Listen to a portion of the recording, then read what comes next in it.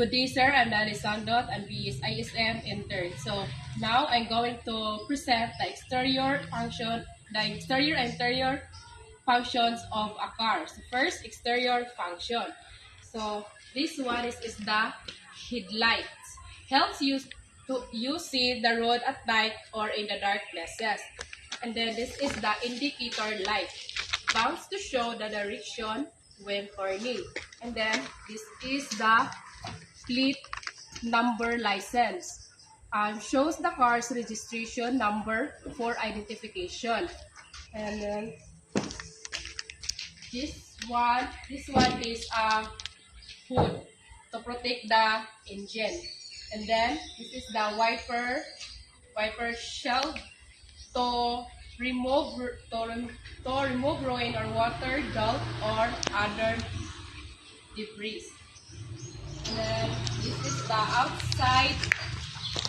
outside mirror. Lets the driver see the vehicles or object at the side behind. And then next, this is the door handle. Used to open the car, used to open or close the car. And then this is the roof, the top parts of the car that protects passenger from the sun and the air.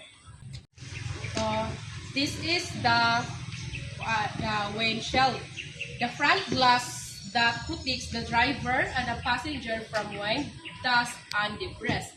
And then this is the wheel support, helps the car move and support the vehicle's weight.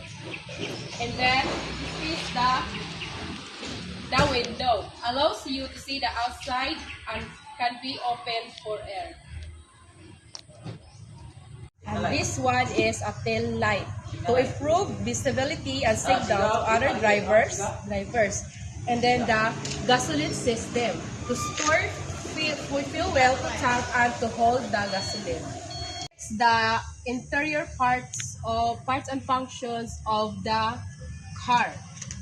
So this is the steering wheel, used by the driver to control and turn the direction of the car. And second, this is the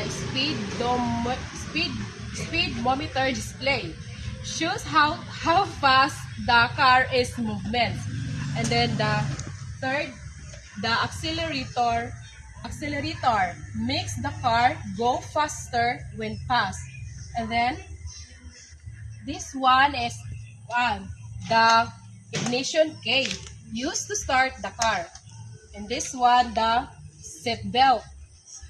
Seat belt keeps the driver and passenger safe during sudden stop or accident. And this one is a brake.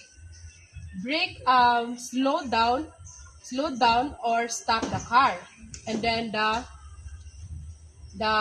gear shift lever, used to change gears. Then handbrake keeps the car from moving when parking. And then this is the next, the rear view mirror, lets the car see the road and vehicles behind the car. And this one is a horn used to alert or warn other drivers or people on the road. And this one is a visor. And then window switch, and then the door cup. So this one is a front seat, and then the back seat. This is the radiator, the engine, the battery, and then the water tank.